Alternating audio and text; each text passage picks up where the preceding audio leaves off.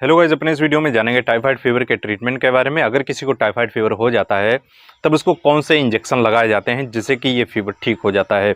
इस पर मैंने ऑलरेडी कई सारे वीडियोस बना रखे हैं, लिंक आपको डिस्क्रिप्शन में मिल जाएगा। दोस्तों, यूट्यूब पे, इंटरनेट पे आपको कई सारे वीडियोस मिल जाएंगे जो टाइफाइड फीवर के ट्रीटमेंट के बारे में बताते हैं, लेकिन इसका ट्रीटमेंट करना इतना आसान नहीं होता है, ये काफ़ी कॉम्प्लिकेटेड होता है। आपने कई पेशेंट्स को देखा होगा, वो कई दिन तक एंटीबायोटिक मेडिसिन्स लेते हैं, टैबलेट्स लेते हैं, इंजेक्शंस भी लगवाते हैं, लेकिन फिर भी टाइफाइड फीवर ठीक नहीं होता है। थोड़े दिनों के लिए तो ये रिलीफ दे देता है, लेकिन कंटिन्यू फिर ये फीवर आने लगता है। तो ऐसा क्यों होता है, इससे कैसे बचा जा सकता है, इसको कम्प्लीटली कैसे ठीक किया जा सकता है, तो यही सब जानेंगे अपने इस वीडियो में। तो वीडियो को पूरा देखें। चैनल पर नए हैं, आगे बढ़ने से पहले इसको सब्सक्राइब जरूर कर लें, बेल आइकन को भी प्रेस कर लें, जिससे कैसे इन्फॉर्मेटिव वीडियोस आपको हमेशा मिलते रहेंगे। दोस्तों, आप लोग मेरे वीडियोस रेगुलर देखते हैं लेकिन सब्सक्राइब नहीं करते हैं, सब्सक्राइब जरूर कीजिएगा, इससे मुझे मोटिवेशन मिलता है और वीडियो बनाने में अच्छा लगता है। तो बात करते हैं टाइफाइड फीवर हो क्यों जाता है। दोस्तों, एक बैक्टीरियल इन्फेक्शन है, एक बैक्टीरिया होता है जिसे साल्मोनेला टाइफी कहते हैं। ये कंटामिनेटेड वाटर, कंटामिनेटेड फूड में मौजूद होता है। इन सब चीज़ों का सेवन करता है, जैसे कि पानी पी लिया, इन्फेक्टेड है, खाना खा लिया, जब ये बैक्टीरिया बॉडी में एंटर कर जाता है और पेट में पहुंचकर इन्फेक्शन फैलाता है।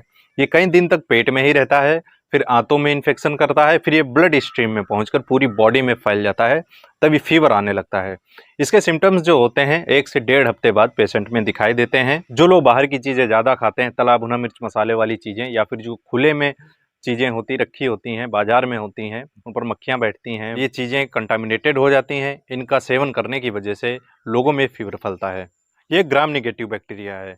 इसमें जो एंटीबायोटिक्स दी जाती हैं, ग्राम निगेटिव एंटीबायोटिक्स दी जाती हैं। दोस्तों, जो ग्राम पॉजिटिव एंटीबायोटिक्स होती हैं वो इतनी अच्छी तरह से वर्क नहीं करती हैं इस पे, क्योंकि ये ग्राम निगेटिव बैक्टीरिया है, इसको किल करना आसान नहीं है। इसमें ग्राम निगेटिव एंटीबायोटिक्स दी जाती हैं। इसमें सेफेलोस्पोरिन्स ग्रुप की एंटीबायोटिक दी जाती हैं जो ग्राम पॉजिटिव और ग्राम निगेटिव दोनों पर इफेक्ट करती हैं।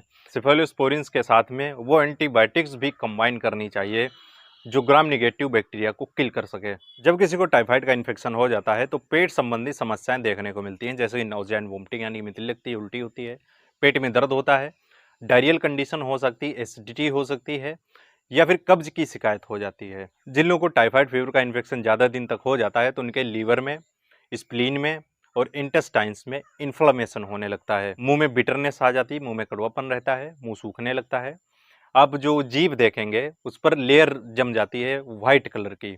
तो ये सिम्टम्स होते हैं जो आप देखकर पहचान सकते हैं। इसके साथ ही स्किन पर रैशेस भी आ सकते हैं, स्किन पर लाल चकत्ते या फिर दाने जैसे भी पेशेंट में दिखाई देते हैं। जब ये फीवर पेशेंट में आता है तो कंटिन्यू रहता है या फिर स्टेप लेडर ये बढ़ता है धीरे धीरे, जैसे कि 100, 101, 102, 103, 104 तक पहुंच जाता है, और इसके साथ ही तेज सर दर्द होता है। अगर आपको ऐसे कुछ सिम्टम्स दिखते हैं तो आपको तुरंत अपने डॉक्टर से संपर्क करना चाहिए और टेस्ट करा लेना चाहिए।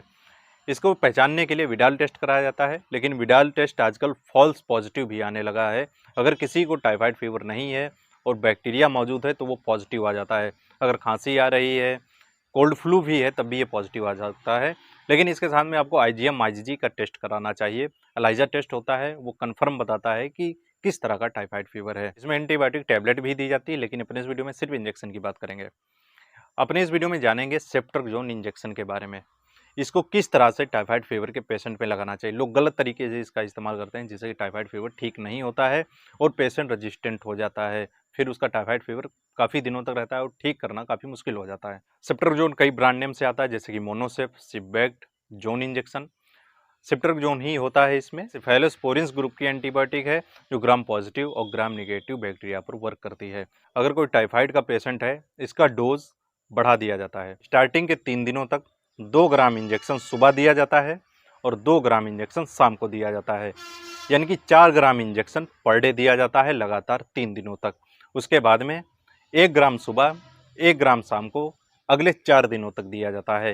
ये ट्रीटमेंट लगातार 1 हफ्ते तक चलता है, 7 दिनों तक। इसके साथ में एमाइनोग्लाइकोसाइड ग्रुप की एंटीबायोटिक दी जाती है, जैसे कि एमिकासिन आता है, 500 mg का एक इंजेक्शन आता है, 2 ml की वायल होती है।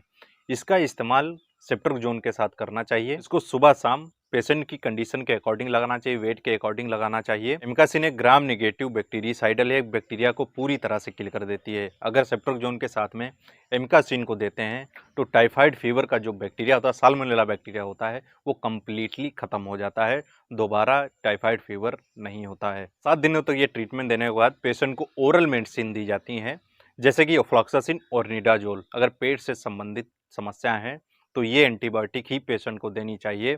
और इसके साथ में आप जिफी दे सकते हैं, जिसमें सिफिक्जिम होता है 200 mg। कॉमनली इसका डोज जो होता है 200 mg सुबह शाम दिया जाता है, लेकिन अगर टाइफाइड फीवर है स्टार्टिंग में अगर आप दे रहे हैं तब 400 mg सुबह शाम इसको दीजिए।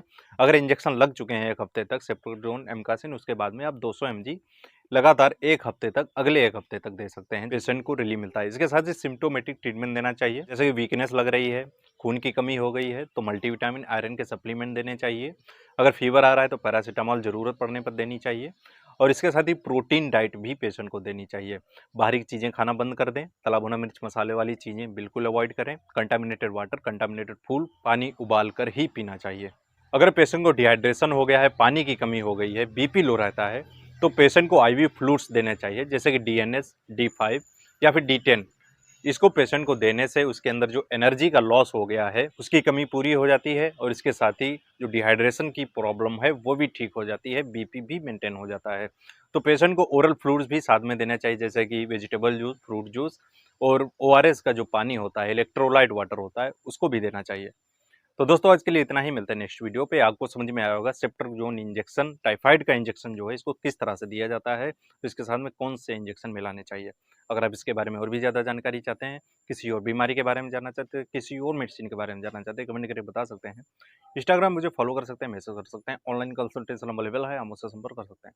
आई होप दोस्तों आपको वीडियो पसंद आएगा तो इस वीडियो को लाइक करें, चैनल पर नए सब्सक्राइब जरूर करें, बेल आइकन को भी प्रेस कर लें, जिससे इन्फॉर्मेटिव वीडियो आपको हमेशा मिलते रहेंगे।